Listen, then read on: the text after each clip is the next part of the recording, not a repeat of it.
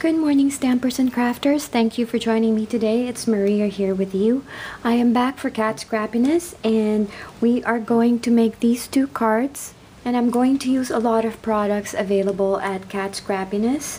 First, I'm using this stamp set called Fairy Dust. It's by Neat and Tangled. I'm using the Scallop Edge dies by Cat Scrappiness. I am also using this never-ending dies, the rectangular ones. And I'm using this My Favorite Nut stamp set by Neat and Tangled. And this is still available at Cat Scrappiness, so if you guys have not ordered this before or if you missed out, just so you know, this is available at Cat Scrappiness. I'm using the Crystal Katana. I'm using this 4mm sparkling clear solid confetti, and I am using my new favorite stamp platform by Tim Holtz. So everything that you see in this video is available at Cat Scrappiness, so let's get started with the tutorial. So for the sake of time, I have already colored my images with my Copic markers, and I ran them through my Xyron sticker maker to add adhesive to my images. And then I'm going to use the biggest of the never-ending rectangle dies by Cat Scrappiness to die cut my cardstock. And then I kind of missed this footage, I'm not sure why, but I have stamped my Stardust stamp on the cardstock and heat emboss them with white embossing powder. And now I'm going to use my Distress Oxide inks Broken China and the Citron one. I will of course put everything in the description box below for all the products that I have used.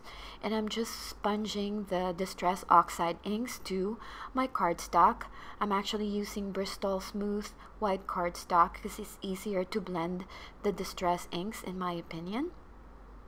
And I'm going to use this Twisted Citron to add color to my cardstock.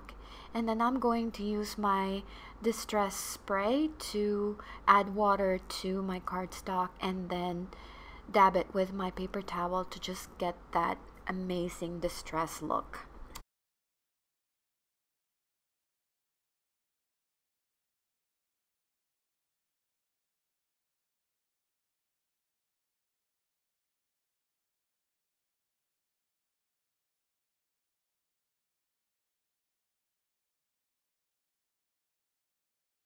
So now I'm going to use the fancy Scallop Edge border dies by Cat Scrappiness. This is one of my favorite dies at the moment because it just creates this nice detail to your cardstock. And sometimes you just want to kind of have a different design for your cards, some different shapes, and I thought this was really nice. I'm going to use the Lawn Fawn watercolor paper pad, and this kind of matched the blue, the Broken China on my cardstock, and I'm going to die cut that and then adhere it to my card base.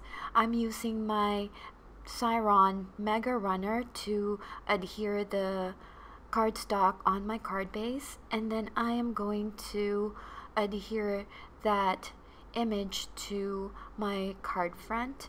Sometimes I really prefer using my sticker maker for this purpose because it just gives a nice coverage to your images. And now I'm using this Hugs die set by Honeybee, also available at the shop.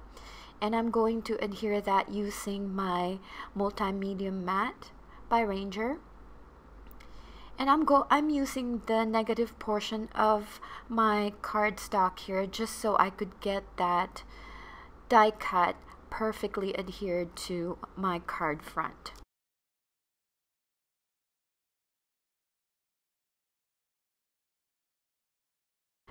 And to finish the design of this card, I am going to use the 4mm sparkling clear solid confetti. This is also one of my favorite because it's flat and it doesn't have any holes, and it just adds that great detail to your card. And I'm adhering that using my Crystal Katana and the Ranger multi-medium matte. And I thought this card looked really cute. But then I decided to add a pink heart there using the Nouveau drops, and that added a little bit of detail to my card. So now we are going to move on to the second card. I'm using again the fancy scallop edge border dies by Caard-making, and then this stamp set by Neat and Tangled. I'm going to stamp that using my Memento Tuxedo Black ink and my stamping platform from Tim Holtz. Again, they're all available at the shop. And I really love this stamping platform compared to my Misty because it's so sturdy and it stamps really well. As you can see, I only stamped it twice. And now I'm going to use my Copic markers. I'm using YG11, G04, and R83 for the pink. I'm just going to do some simple Copic coloring here, not a lot of shading involved, because I wanted this very simple and quick. And of course, I sped this up so that you don't have to wait forever. I'm going to adhere that using my Xyron Mega Runner. This is one of my favorite adhesive to use because if you made a mistake and you have to lift your cardstock, you can still lift it without damaging your card base. So that's one of the advantages of using this Xyron Mega Runner. And I'm just deciding here whether to add the envelope or the little acorn to my cute squirrel. And just to finish the design, I decided to use a stamp set from my stash to add some dot details to my card so it doesn't look so plain. I'm using my Worn Lipstick Distress Oxide ink to add those dot details to my card front.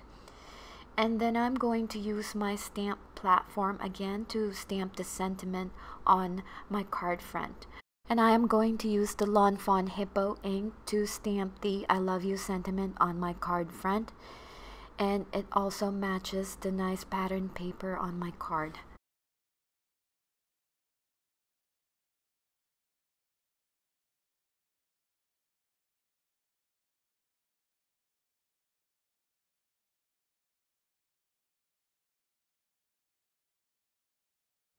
So here are the two cards that I made today, showcasing products from Scrappiness.com. If you have any questions, please leave me a comment down below.